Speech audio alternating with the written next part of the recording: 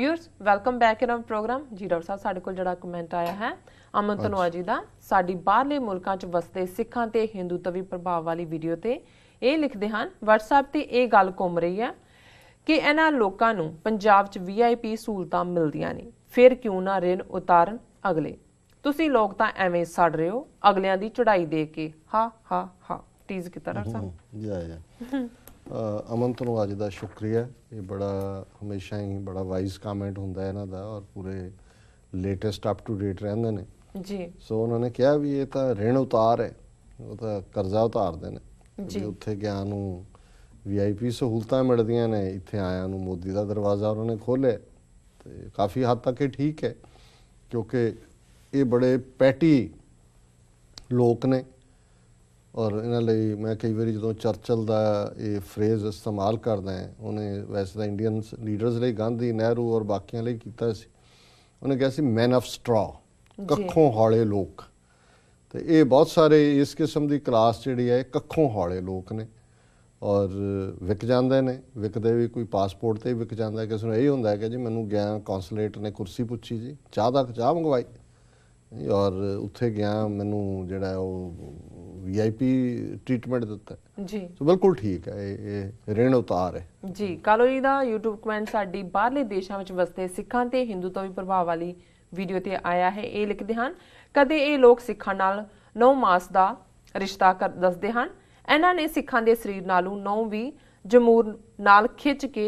हुण पुट दिते हन हुण मोदी ने नवां रिश्ता खून दा कढ लिया ये सही कह रहा है क्योंकि मोदी ने गुजरात विच कच्छ दे इलाके च खून पसीने नाल आबाद कीती जमीन नूं उजाड़ रहा है हर घट गिनती दा खून पी के कुर्सी हासिल कीती जी डॉक्टर साहब वीर सुरजीत काड़ों जी का बहुत बहुत शुक्रिया उन्होंने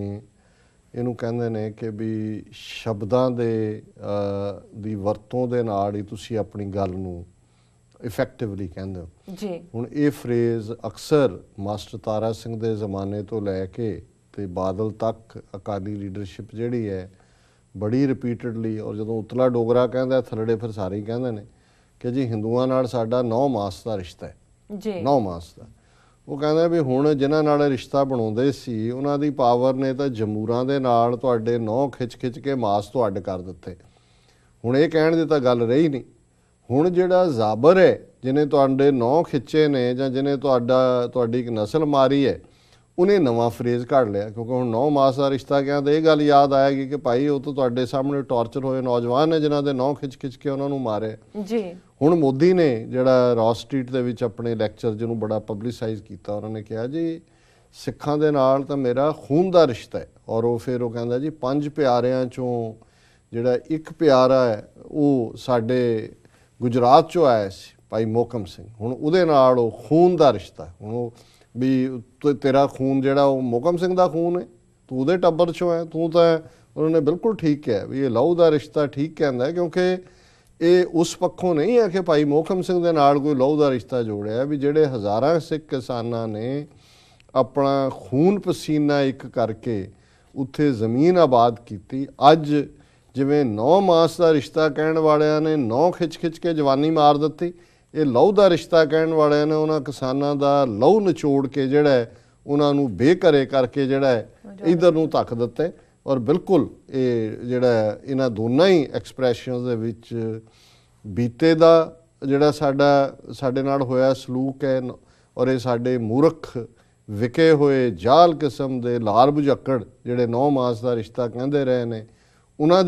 ਦਾ ਐਕਸਪੋਜ਼ਰ ਹੈ ਔਰ ਅੱਜ ਇੱਕ ਨਵਾਂ ਜਿਹੜਾ ਫਰੇਜ਼ ਕੱਢ ਕੇ ਇੱਕ ਨਵੀਂ ਜਾਲਸਾਜ਼ੀ ਜਿਹੜੀ ਮੋਦੀ ਨੇ ਕੀਤੀ ਹੈ ਉਸ ਨੂੰ ਐਕਸਪੋਜ਼ ਕੀਤਾ ਇਟਸ ਰਿਮਾਰਕੇਬਲ ਜੀ ਡਾਕਟਰ ਸਾਹਿਬ ਨਾਲ ਨੇ ਬ੍ਰੇਕ ਵਿਊਅਰਸ ਤੁਸੀਂ ਨਾ ਇਸ ਤਰ੍ਹਾਂ ਬਣੇ ਰਹੋ ਮਿਲਦੇ ਹਾਂ ਆਫਟਰ ਦੇ ਸ਼ਾਰਟ ਬ੍ਰੇਕ